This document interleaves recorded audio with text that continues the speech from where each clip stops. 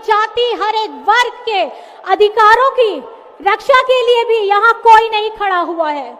आज इस मंच से मैं भारत की 50% महिला आबादी एवं 9% आदिवासी समाज के आवाज के रूप में आप सभी के समक्ष खड़ी हूँ।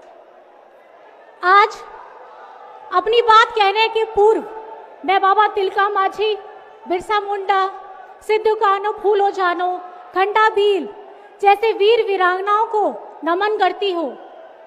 हम आदिवासियों की कहानी लंबे संघर्षों एवं कुर्बानियों की कहानी है और हमें अपने महापुरुषों एवं वीरांगनाओं पर गर्व है, क्योंकि हमारे इतिहास, आदिवासी इतिहास शताब्दियों के प्रतिशोध, संघर्ष की आग से तपा हुआ, खून से लिखा हुआ इतिहास है, जिसे हमें सारे आदिवासियों पर गर्व है।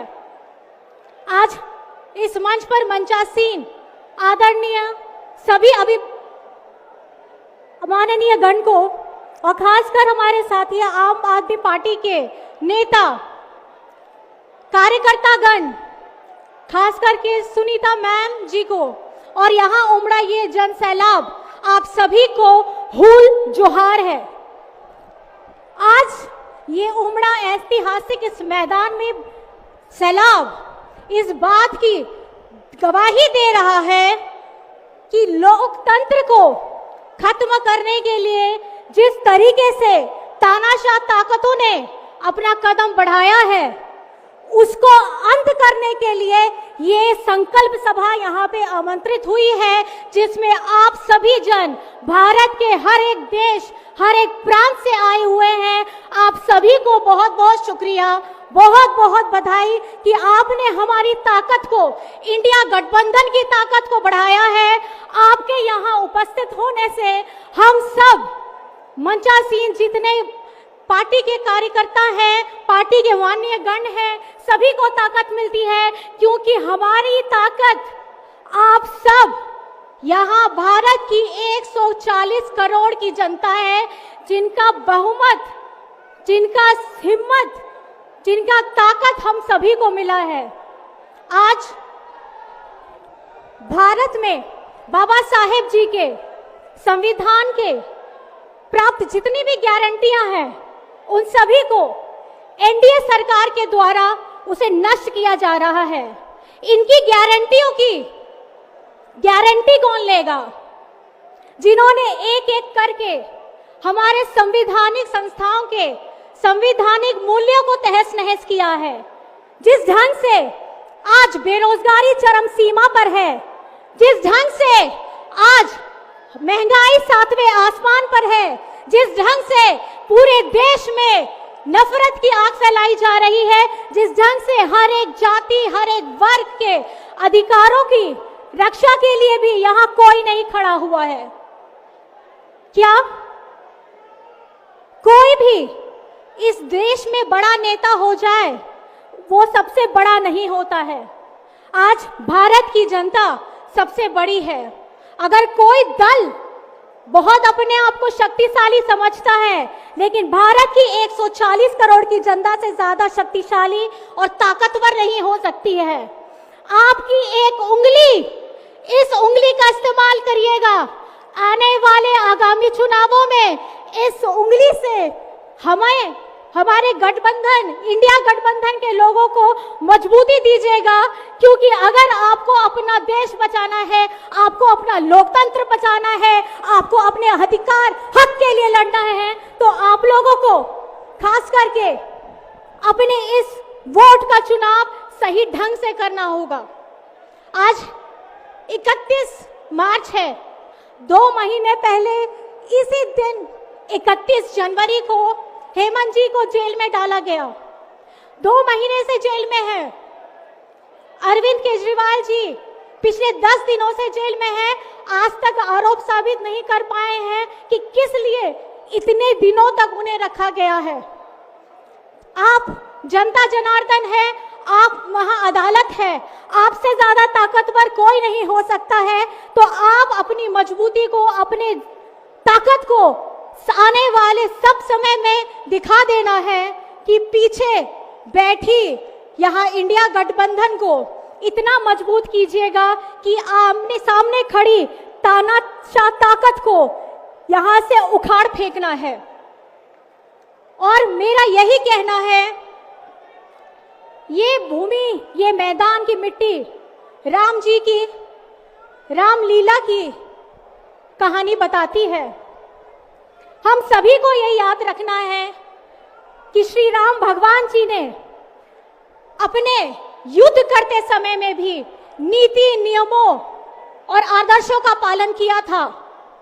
और जिस तरीके से उन्होंने शक्तिशाली होते हुए भी हमेशा धैर्य एवं सहनशीलता दिखाई है, और जिस तरीके से उन्होंने ज्ञानी होते हुए भी ज्ञान पाने की तत्परता दिखाई थी, और जिस तरीके से युद्ध में अपने प्रतिद्वंदियों को हरा करके भी उन्हें सम्मान की दृष्टि से देखा था, आज हमें सबको भगवान श्री राम जी के आदर्शों को सच्चे ढंग से समझने की जरूरत है।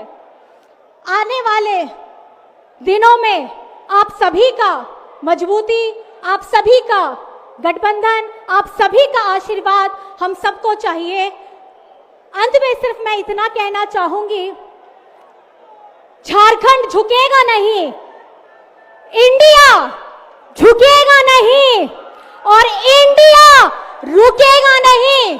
मैं अपनी बातों को इस जोश के साथ ये कहना चाहूंगी, जय हिंद, जय हिंद, जय हिंद, जोहार। तृणमूल कांग्रेस और ममता बनर्जी की तरफ से मैं कहना चाहती हूं कि ऑल इंडिया तृणमूल कांग्रेस का पूरा समर्थन, ममता बनर्जी का पूरा समर्थन अरविंद केजरीवाल जी के साथ है, आम आदमी पार्टी के साथ है।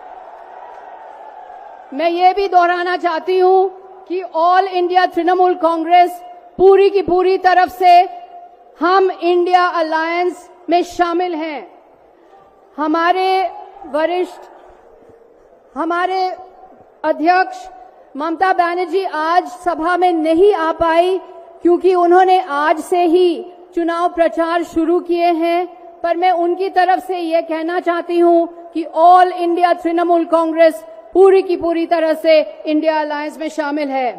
ये लड़ाई सिर्फ दिल्ली की लड़ाई नहीं है, ये पूरे देश की लड़ाई है, तानाशाही के खिलाफ लड़ाई है। मोदी जी की झूठे गारंटी, मोदी जी की गारंटी जीरो वारंटी, इसके खिलाफ लड़ाई है। हम जानते हैं कि आम आदमी पार्टी और अरविंद केजरीवाल जी के सामने एक बहुत बड़ी चुनौती है। चुनाव के समय है और इस समय आपके लोकप्रिय नेता को जेल भेजा गया है। ये तानाशाही है, लोकशाही नहीं है, जनतंत्र नहीं है। मोदी सरकार के पास एक यंत्र है जो विपक्ष को कुचल रही है और इसका नाम है ईडी। ये है दुनिया का सबसे बड़ा वॉशिंग मशीन। एक विज्ञापन था निरमा पाउडर का जो दूध सी सफेदी निरमा से आए, तो ये है कि जो भी बीजेपी के अंदर, भाजपा के अंदर चला जाता है तो एक दूध सी सफेदी छा जाती है उनके ऊपर। मैं ये कहना चाहती हूं कि इस तरह की राजनीति जहां एक व्यक्ति के पास अधिकार है, एक नेता, एक दल, एक पार्टी, एक व्यक्ति, ये राजनीति हमारा सामाजिक ढांचा और फेडरल स्ट्रक्चर को खत्म कर रहे हैं। हर राज्य के कुछ न कुछ खासियत है। बंगाल में हम देखते हैं कन्याश्री, रूपश्री जैसे प्रोग्राम जिन्होंने महिला को आगे बढ़ाया। जैसे आप जानते हैं ममता बनर्जी हैं हमारे देश के एकमात्र महिला मुख्यमंत्री।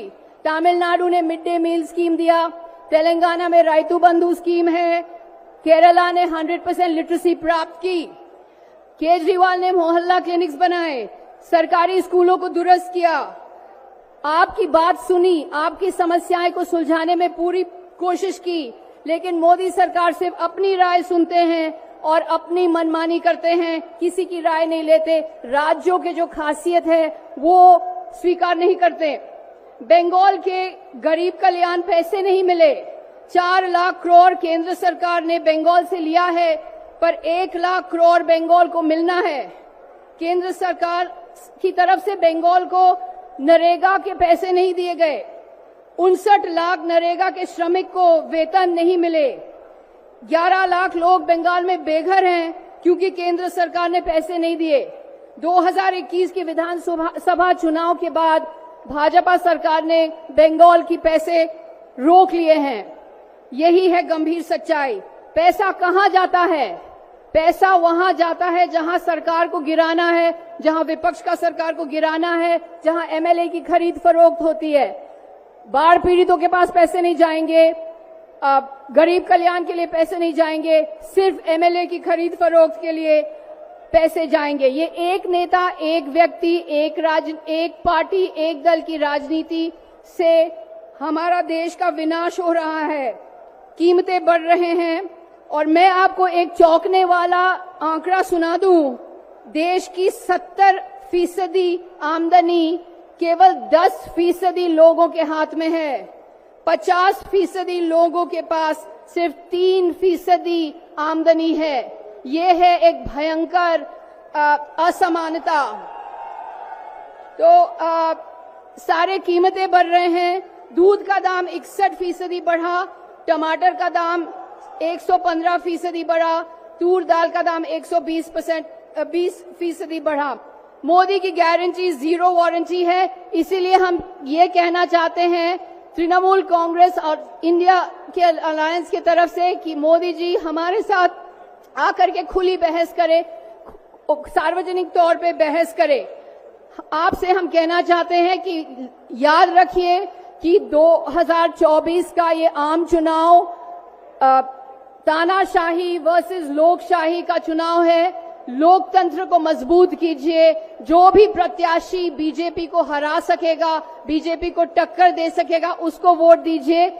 ये है हमारा गौरवशाली लोकतंत्र, हमारा प्यारा लोकतंत्र, हमारा मशहूर लोकतंत्र। इसे खत्म मत होने दीजिए। जय हिंद, नमस्कार।